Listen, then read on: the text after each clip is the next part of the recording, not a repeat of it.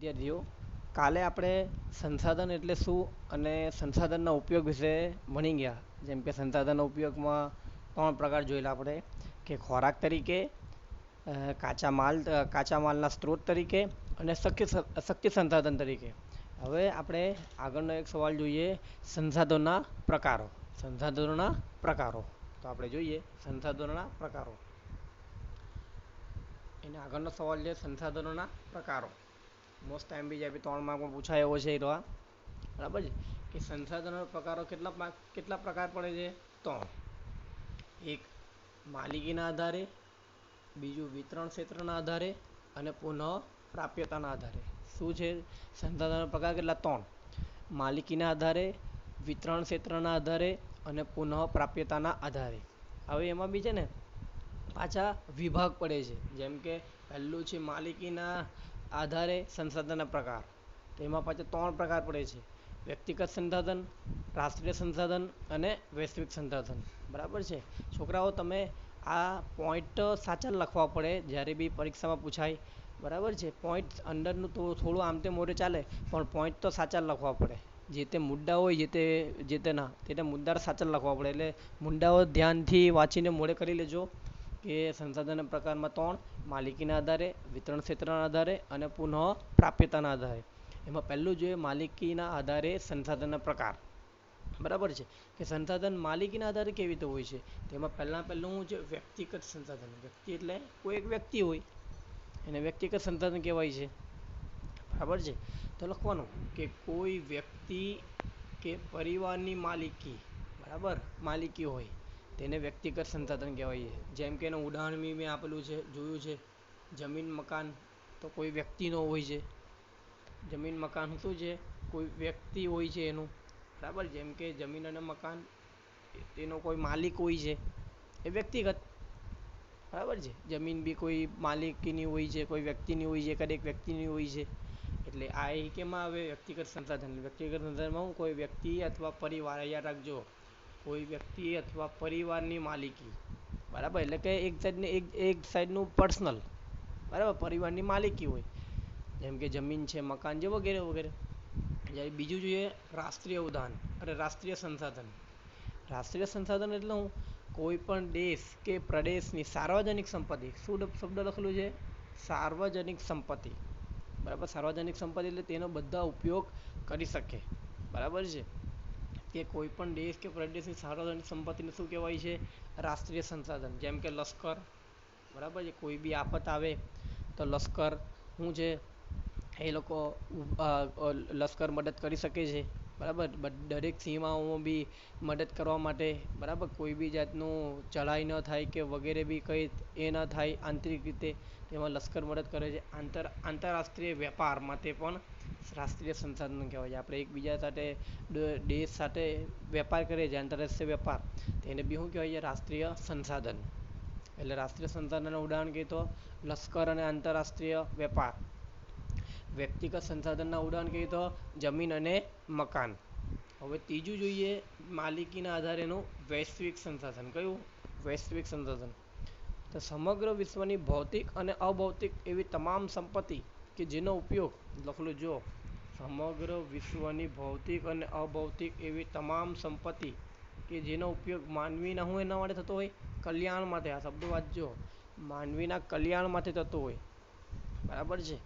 તે શું કહેવામાં આવે છે? વૈશ્વિક સંસાધન. વૈશ્વિક એટલે વિશ્વનું સંસાધન, કે ભૌતિક અને અભૌતિક સંપત્તિ કે જેનો ઉપયોગ માનવી કલ્યાણ માટે, કલ્યાણ એટલે ભલા માટે થતો હોય છે. બરાબર છે? જેમ કે વિશ્વના બધા રાષ્ટ્રીય સહિયારી માલિકીના સંસાધનો. બરાબર છે? એટલે કે કંઈ બી વસ્તુ હોય, જેમ કે UN છે, એ વૈશ્વિક સંસાધન કહેવાય કે તેનો બધા ઉપયોગ કરી શકે છે. બરાબર? જેને મદદ માંગવી હોય મદદ બી માંગી શકે તેના ત્યાંથી. બરાબર છે? એટલે વૈશ્વિક સંસાધનનું ઉદાહરણ કહીએ તો વિશ્વના બધા સહિયારી માલિકીના સંસાધન કે જેનો બધા જ ઉપયોગ કરી શકે છે. બરાબર છે? તો આ 3 પ્રકાર કયા જોયા આપણે? માલિકીના આધારે. કયા? વ્યક્તિગત સંસાધન. તો તેના ઉદાહરણ ખાસ યાદ રાખજો. જમીન અને મકાન આવે. રાષ્ટ્રીય ઉદાહરણમાં લશ્કર અને આંતરરાષ્ટ્રીય વેપાર આવે. વૈશ્વિક સંસાધનમાં તો વિશ્વના બધા રાષ્ટ્રોની સહિયારી માલિકીના સંસાધનો. હવે આપણે બીજો પોઈન્ટ જોઈએ. પહેલાં આ પોઈન્ટનું બધું પટાવ્યું આપણે. હવે આપણે જોઈએ વિતરણ ક્ષેત્રે આધારે સંસાધનના પ્રકાર. એમાં બી છોકરાઓ પાછા છે ને પેટા પ્રકાર પડે છે એના. જોઈએ પેલું વિતરણ આધારે સંસાધનોના પ્રકાર. એમાં પહેલું જોઈએ સર્વ સુલભ સંસાધન. સર્વ સુલભ એટલે કે સર્વ એટલે બધે, સુલભ એટલે સહેલાઈથી બધી જગ્યાએ મળતું સંસાધન. જેમ કે વાતાવરણમાં રહેલા ઉપયોગી વાયુઓ, બરાબર છે, એ શું કહેવાય સર્વ સુલભ, કે સામાન્ય રીતે બધે આપણે પૃથ્વી પર બધે મળી જ આવે છે. જેમ કે ઓક્સિજન તમને ખ્યાલ જ છે મળી જ આવે છે, નાઇટ્રોજન મળી જ આવે છે. તે કયા ઉદાહરણ કહેવામાં આવે છે? સર્વ સુલભ. સર્વ સુલભ એટલે વાતાવરણમાં રહેલા ઉપયોગી વાયુ. યાદ રાખજો કયા પોઈન્ટ હિમાં લખવાના બરાબર યાદ રાખજો. સર્વ સુલભ સંસાધન એટલે વાતાવરણમાં રહેલા ઉપયોગી વાયુઓ, તે સર્વ સુલભમાં કહેવાય. એના ઉદાહરણ કહીએ તો ઓક્સિજન અને નાઇટ્રોજન. હવે આગળ જોઈએ સામાન્ય સુલભ સંસાધન. સામાન્ય સુલભ સંસાધન ને સામાન્ય રીતે મળી આવે. સામાન્ય એટલે કે સામાન્ય બધે જ મળી આવે, તેને સામાન્ય કહેવાય છે. સામાન્ય રીતે મળી આવે તેવા સંસાધનો, બરાબર, જેમ કે ભૂમિ છે, જળ છે, ગોચર એટલે વેરાણ ઉજ્જર જમીન છે, બરાબર છે, એ બધી જગ્યા પર મળી આવે છે. સામાન્ય સુલભ સંસાધન કહેવાય છે. પહેલું હતું સર્વ સુલભ સંસાધન. એમાં બધા વાતાવરણમાં ઉપયોગી વાયુઓ બધા સર્વ સુલભ સંસાધનમાં. સામાન્ય સુલભમાં ભૂમિ, જળ, ગોચર સામાન્ય રીતે મળી આવે ત્યાં સંસાધનો. સમજ પડે જ તમે લોકોને? આગળ આ વિતરણ ક્ષેત્રના બે પ્રકાર જોયા. હવે આગળ જઈએ આપણે બીજા. એના પછીનો જે ત્રીજો વિરલ સંસાધન. કયું સંસાધન? વિરલ સંસાધન. જેના પ્રાપ્તિ સ્થાનો મર્યાદિત હોય. જો લખેલું છે મર્યાદિત એટલે કે ભવિષ્યમાં ખૂટી જાય તેને મર્યાદિત કહેવાય છે. તેવા સંસાધનો ને વિરલ સંસાધન કહેવાય. વિરલ એટલે જેના પ્રાપ્તિ સ્થાનો મર્યાદિત હોય. મર્યાદિત એટલે કે ભવિષ્યમાં એ ખૂટી જવાના હોય છે, બરાબર. એ સંસાધન ભવિષ્યમાં ખૂટી જવાના હોય છે. જો એને વિવેકપૂર્વક અને કરકસરપૂર્વક ઉપયોગ કરવામાં ન આવે અને તો એ ખૂટી જાય છે, તો એને શું કહેવાય છે? વિરલ સંસાધન કહેવાય છે. જેમ કે કોલસો, એના વારંવાર આપણે ઉપયોગમાં લયા જ કરીએ તો એ શું છે? ખૂટી જવાનો છે કોલસો. પછી ખનિજ તેલ, કુદરતી વાયુઓ, તાંબુ, સોનું વગેરે શું છે? ખનિજો. બધી ખનિજો કેમાં આવે? વિરલ સંસાધનમાં. બધી ખનિજો શેમાં આવે? વિરલ સંસાધનમાં. સમજ પડે છે કે જે મર્યાદિત છે તેનો માનવી કરકસરપૂર્વક ઉપયોગ ન કરશે તો ભવિષ્યમાં ખૂટી જશે. જો લખેલું છે કે મર્યાદિત છે, બરાબર છે, એટલે બધા સંસાધનો શેમાં લખવાના? વિરલ સંસાધનમાં. જો ઉદાહરણ બી બધા ખનિજો છે, જેમ કે કોલસો છે, ખનિજ તેલ છે, કુદરતી વાયુ છે, તાંબુ છે, સોનું છે વગેરે. આગળ જઈએ આપણે. ત્યારબાદ જોઈએ એકલ સંસાધન. એકલ એટલે એકલું, કોઈ એક જ જગ્યામાં મળી આવે તેને એકલું કહેવાય છે, બરાબર છે. જેમ કે વિશ્વમાં ભાગ્યે જ, જો લખેલું છે ભાગ્યે એક કે બે સ્થળે, એક અથવા બે સ્થળે મળી આવતા ખનિજોને શું કહેવાય છે? એકલ સંસાધન. એકલ સંસાધન એટલે વિશ્વમાં ભાગ્યે જ એક કે બે સ્થળે જ એવા સંસાધનો મળે, બીજે ક્યાંય નહીં મળે, તેને શું કહેવામાં આવે છે? એકલ સંસાધન, બરાબર છે. જેમ કે એનું ઉદાહરણ આપેલું છે ક્રાયોલાઇટ. ક્રાયોલાઇટ એક ખનિજ છે. હું તમને ચિત્ર સહિત પાછો આ આખો સવાલ સમજાવીશ એટલે તમને વધારે ખ્યાલ આવશે, પણ તમે એકવાર આખો પહેલાં લખાણ સહિત જોઈ લો.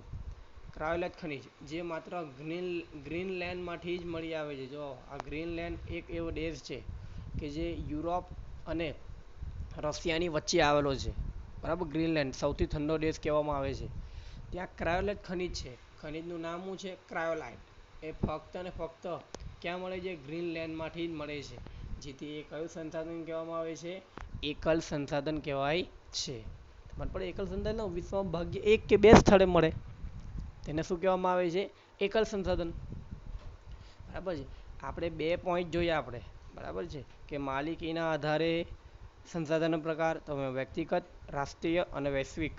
ત્યારબાદ આપણે બીજું આપણે જોયું સંસાધનો પ્રકારમાં બીજું પુનઃ પ્રાપ્યતાના આધારે, વિતરણ ક્ષેત્રના આધારે. તેમાં વિતરણ ક્ષેત્રના આધારમાં સર્વ સુલભ સંસાધન, સામાન્ય સુલભ સંસાધન, પછી લખેલા છે વિરલ સંસાધન અને એકલ સંસાધન. હવે ત્રીજો પોઈન્ટ જોઈએ એનો પુનઃ પ્રાપ્યતાના આધારે સંસાધનનો પ્રકાર. પુનઃ પ્રાપ્યતા. પુનઃ પ્રાપ્યતા શબ્દ તમને ખબર જ હશે કે ફરીથી મળી આવે તેને પુનઃ પ્રાપ્યતા કહેવાય છે. એના આધારે સંસાધનોના પ્રકાર. તો જોઈએ આપણે.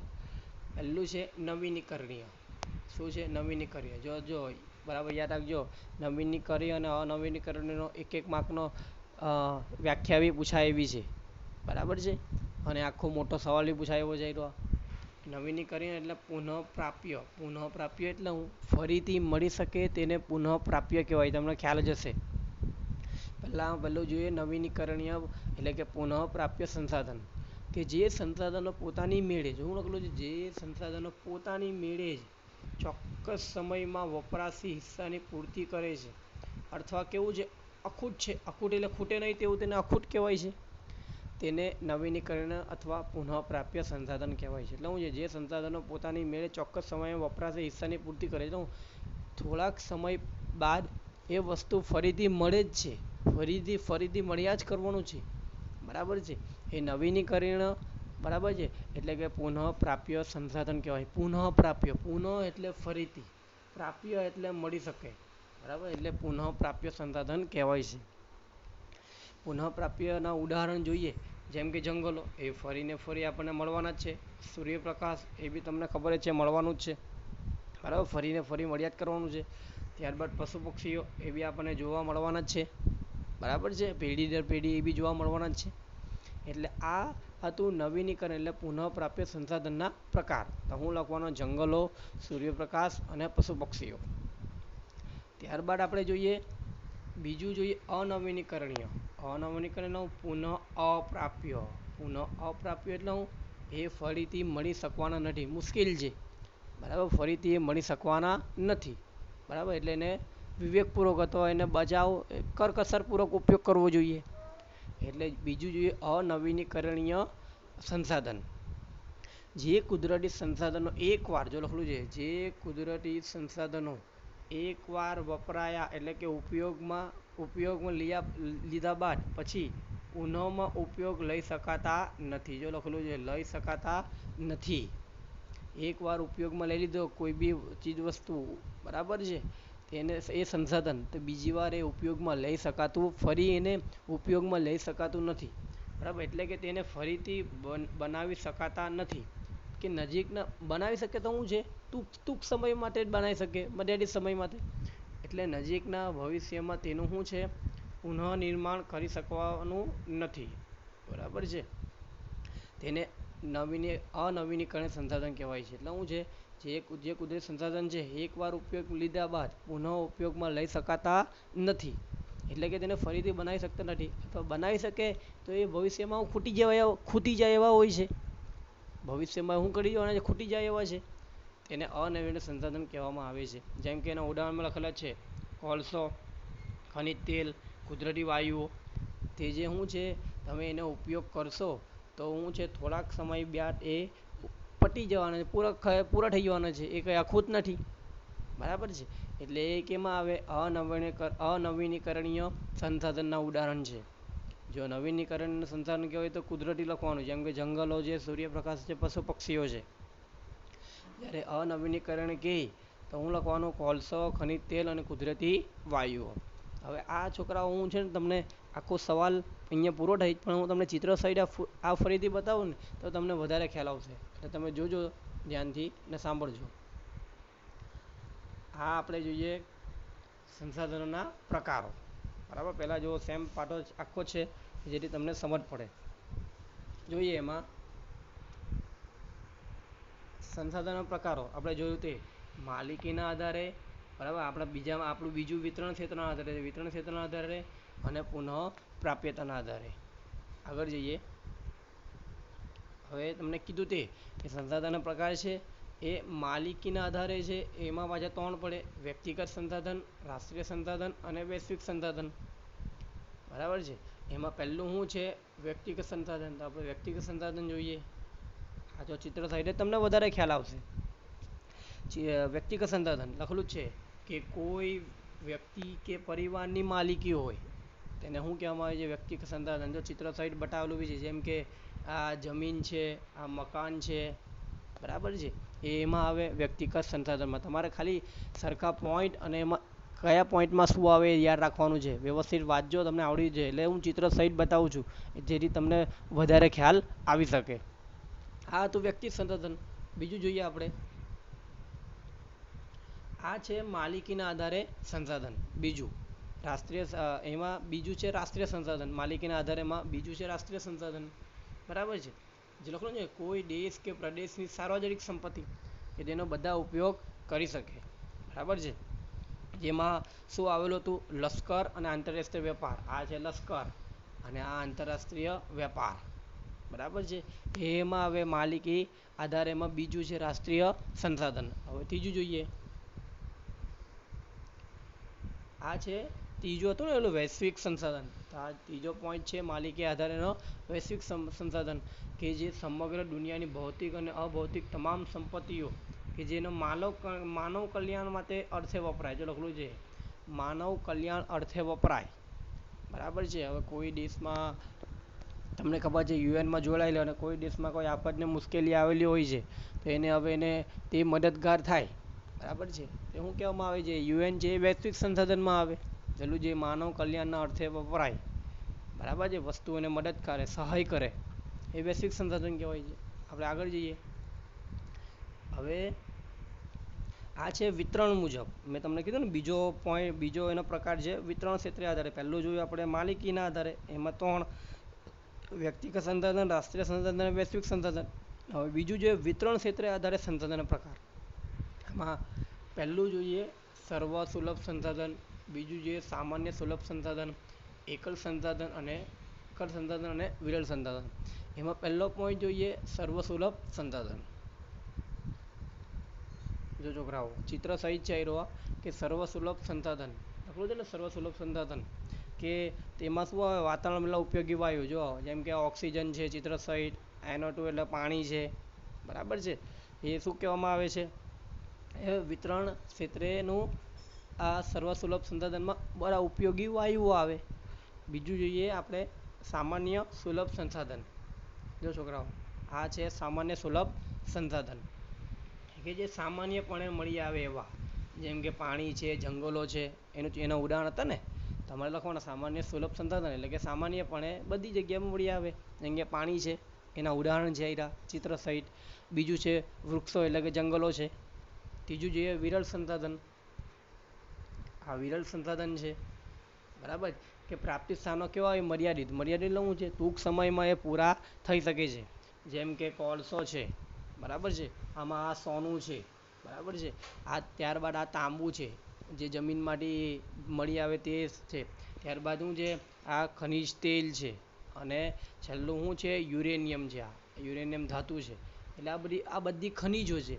જે ખનિજો શું છે? પ્રાપ્તિ સ્થાનો શું છે? મર્યાદિત શબ્દ. જો અહીંયા બી લખેલું છે મર્યાદિત.